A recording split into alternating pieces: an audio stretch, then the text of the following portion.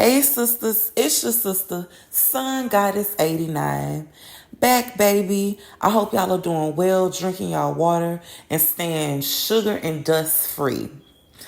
I was strolling on Instagram and got triggered by this Pick Misha spitting just non-facts about the man in the house rule. Check this video Let's out. stop sugarcoating it. The U.S. government has been using black women as a tool against black men for decades. And if you think I'm lying, let's run the receipts. Welfare in the 60s and 70s, they told black women, we'll help you feed your babies, only if the man isn't in the house. Sister Girl really thought she ate with that, but she in fact did not.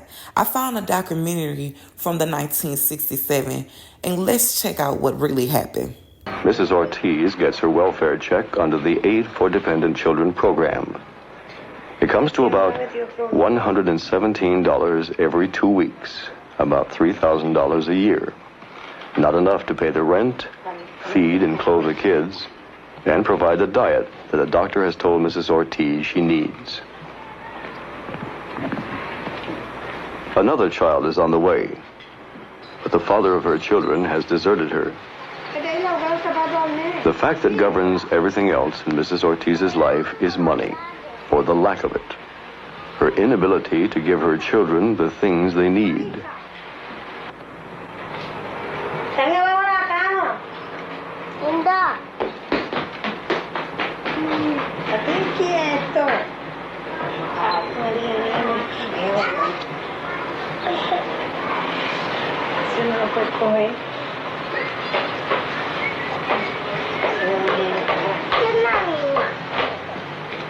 But Mrs. Ortiz is comparatively fortunate. She lives in New York, which has one of the highest welfare standards in the country.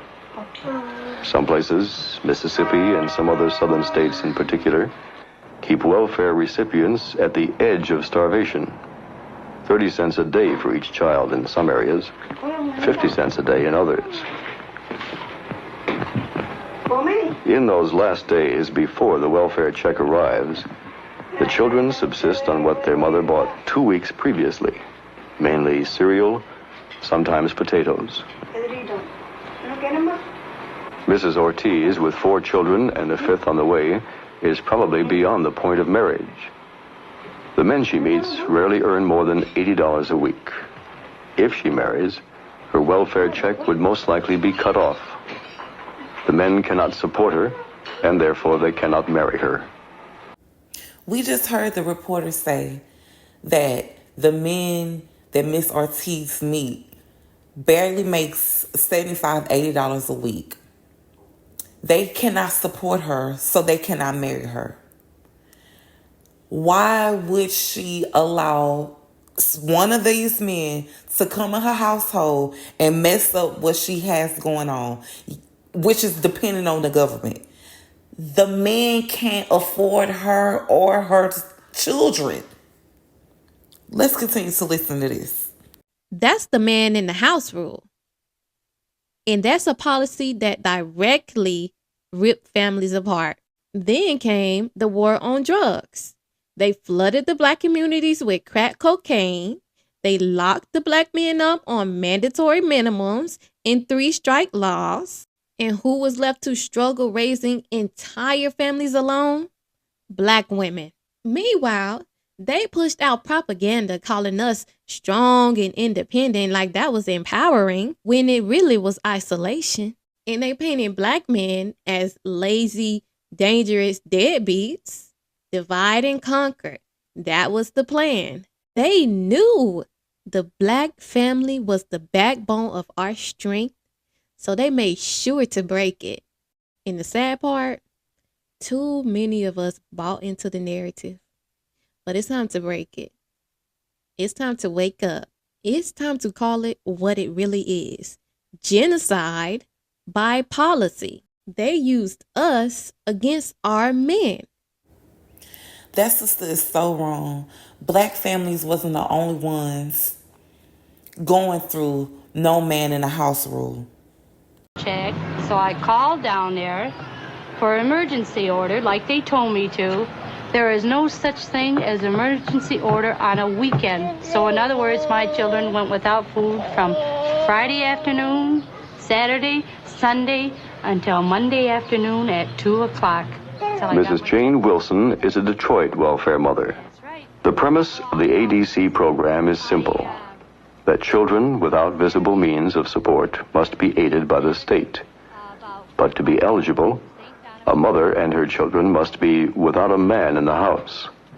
Well, my husband left me in September, and then I went down to the emergency shelter, welfare shelter, and then I had to go through the welfare, fill out all these papers, drag all 5 kids on the bus, go down there, sit there and wait for 3-4 hours until they come around to you.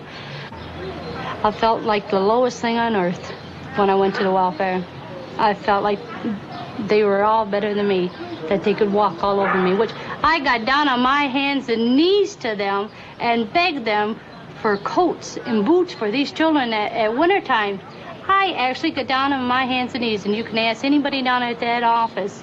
I actually got down on my hands and knees and begged them. And you know what? And when I went down there, sure, they gave me the coats and boots. Sure, after you get down on your hands and knees and you beg, that's the only way you're going to get anything from the welfare. That preference woman husband left her and her 5 children. She has to go get welfare. That hasn't stopped the Hispanic woman, the white woman, men from elevating. They're not blaming the welfare system or why they can't get ahead. You don't see their women, the white man and the Hispanic man, saying, oh my God, welfare system really messed up our community. But why is it with the black community that is? I call cap, and it's very sad. Sisters, get in a comment. Let me know your thoughts. Did the welfare system mess anything up for the black community? Did the no man in the house mess anything up for the black community? In my eyes, the women should have understood. Why would I have a man in my house that can't do nothing for me or my children? And the only way forward is for us to unlearn the lies and stand side by side again. I'm only standing side by side with my sisters. She can stand with those dusties and believe housing and Section 8 and welfare is the reason why the black community has failed.